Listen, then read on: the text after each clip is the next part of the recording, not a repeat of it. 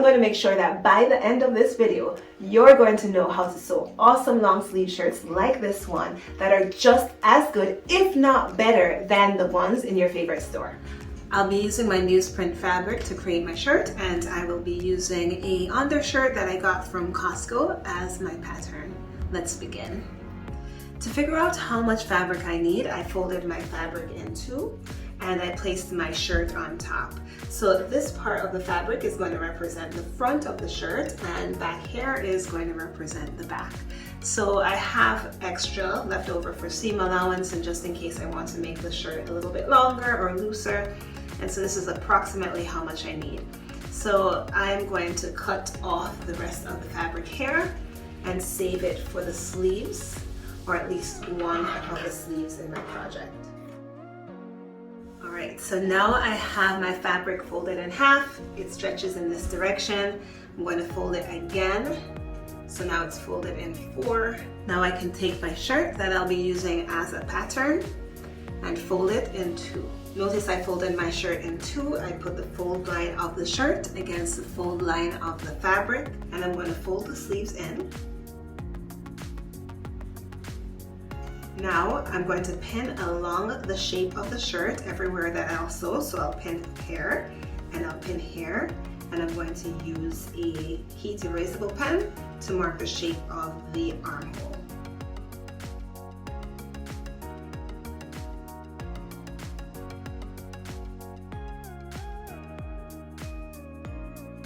So as it turned out, my camera stopped recording for a second, but not a problem. I'll walk you through how I got this shape. So in order to get the neckline, you can either freehand draw that shape. I actually used my curved ruler to get that shape. And you just want to make sure it's not too low, not too high. If you're not sure, make it too high because you can always adjust down later. After I had the shoulders and the side seams pinned and the neckline and the armhole drawn, I cut around the shape of the shirt with a 1-inch seam allowance. Now in order to open up my shirt, I am going to take each of these pins. I'm going to unpin, repin the top two layers, and then pin the two bottom layers. And I'm going to do that for all of the pins so that I can open up the shirt. So here I have the shape of the bodice of my shirt, and now I need to take it to the machine and sew the shoulders and the side seams. I'm going to make sure to do that with a zigzag stitch, and then I'll be right back. To get the shape of my sleeve, I folded my fabric in two and it stretches in this direction. And I line up the seam of the shoulder with the fold line of the fabric. And so this is going to get the shape that matches exactly with the armhole. So I'm going to mark this shape out, starting here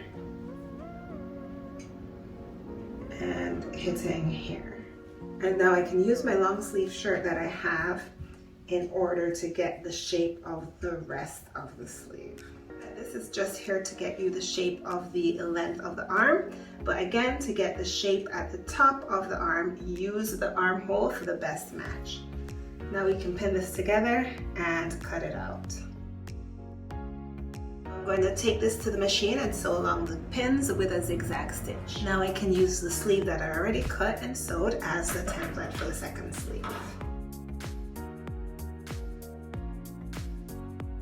To make sure I'm pinning in the same spot, I'm just sticking the pin into my original seam and then following along that line with another pin. So here I have the three parts of my shirt. I have the bodice, which is inside out, and my two sleeves, which are both right side out. And I'm going to stick the sleeve into the shirt through the armhole. Once it's in, I'm going to find the side seam and I'm going to find the seam of the sleeve, and I'm going to match them up, right side to right side. Once I have that matched up, I'm going to pin.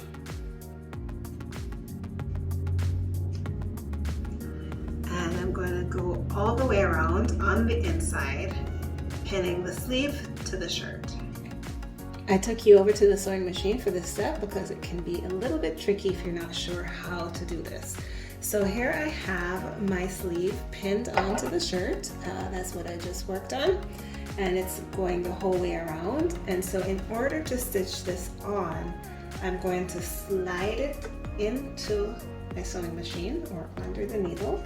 Of course, be sure to remove the pin before sewing. And I'm going to now sew with a zigzag stitch along where I've pinned.